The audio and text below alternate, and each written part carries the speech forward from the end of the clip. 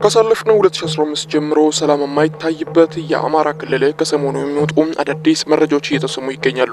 የክልሉ ፕሬዝዳንትና ባለስልጣናትም ቢሆኑ ሀገሪቱ ሰላም እንደሆነች ቢናገሩም በተለያየ የጦርነት አውድማ ላይ ያሉ የፋኖ ኃይሎች ደግሞ ከ80% በላይ በእነሱ ቁጥጥር ስር እንዳለ ይገልጻሉ። በዕለቱ ዝግጅታችን ከክልሉ የወጡ መረጃዎችን ከአንዳንድ ባለስልጣናት ከወጡት መረጃ ጋር አያይዘን ይዘንላችሁ ቀረብን። ለቻናላችን አዲስ ከሆናችሁ ሰብስክራይብ እንደዚሁም ቪዲዮ ላይክ በማድረግ ወደ ዕለቱ መሰናዶ እንድታልፉ ጋበዝን። የአማራ ክልል መንግስት የክልሉን 90% እንደሚቆጣጠር የኮሙኒኬሽን ሚኒስትሩ ተናግረዋል። ከሚያዝያ 2015 ጀምሮ የትጥቅ ትግል ውስጥ የገባው የአማራ ክልል አብዛኛው አካባቢ በመንግስት ቁጥጥር ስር እንደሚገኝ የመንግስት ኮሙኒኬሽን ጉዳዮች ሚኒስትር ለገሰ ቱሉ ሲናገሩ ተደምጠው ነበር። ሚኒስትሩ ኤንቢሲ ከተባለ የሀገር ውስጥ የቴሌቪዥን ጣቢያ ጋር ባደረጉት ቃለ ምልልስም ነው ስለ አማራ ክልል የጸጥታ ሁኔታ ማብራሪያ የሰጡት።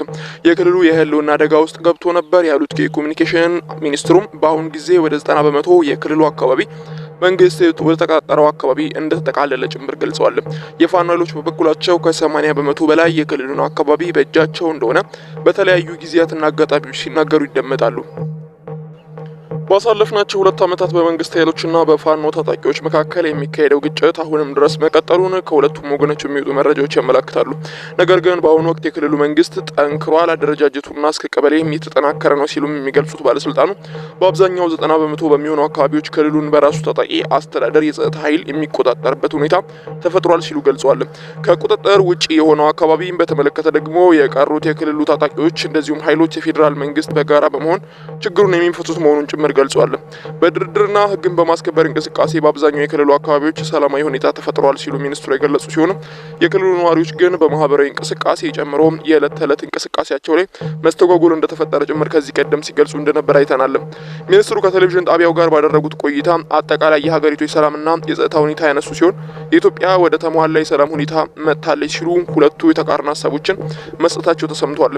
መሬት ላይ ያለው እውነትና የሰዎች አረዳድ የተለያዩ ናቸው ሲሉ የገለጹትም እገታ፣ ዝርፊያ፣ የንብረት ውድመትና የመሳሰሉት ክስተቶችን በማንሳት ይህ ሁኔታ በየትኛውም ሀገር ይኖራል ሲሉ ዶክተር ለገሰ ገልጸዋል። ሀገሪቱ ከነበረችበት የታፈነ የፖለቲካ ምህዳር በማስፋትና ወደ ነጻነት በሚደረገው ሽግግር ችግሮችን በኃይል መፍታት የወለዳቸው ክስተቶች እንደሆኑ ጭምር የጸጥታ አካላት በሳሱበት አካባቢ የጸጥታ አካላት በሌላ ነገር በሚጠመዱበት አካባቢ ላይ ይህንን አጥንተው ረብሻ የሚቀሰቅሱ ሽፍቶች አሉ ሲሉ የገለጹ ሲሆን ቀድሞም የነበሩ በዚሁም ሁኔታ የሚቀጥሉ ናቸው ሲሉ ገልጸዋል። ከአዲስ አበባ በቅርብ ርቀት ላይ ካሉ አካባቢዎች ሳይቀር በተደጋጋሚ ስለሚፈጸሙት እገታዎች ባህሪ ሲናገሩ አብዛኞቹ እገታዎች የሚደረጉት ከኢኮኖሚያዊ ነገር ጋር የተያያዘ እንደሆነ ጭምር ገልጿል። በአቋራጭ ለመበልጸግ የሚደረጉም እንደሆኑ ጭምር ገልጿል። አልፎ አልፎ እገታዎች የፖለቲካ መልክ እንደሚሰጣቸው ያብራሩት ሚኒስትሩ ለዚህም ማሳያ አድርገው የአማራ ክልልን ያቀረቡ ሲሆን በአካባቢው የሚንቀሳቀሱ ታጣቂዎች ኃይላቸውን ለማሳየት ሲሉ እገታዎችን ይፈጽማሉ ሲሉ ገልጸዋል።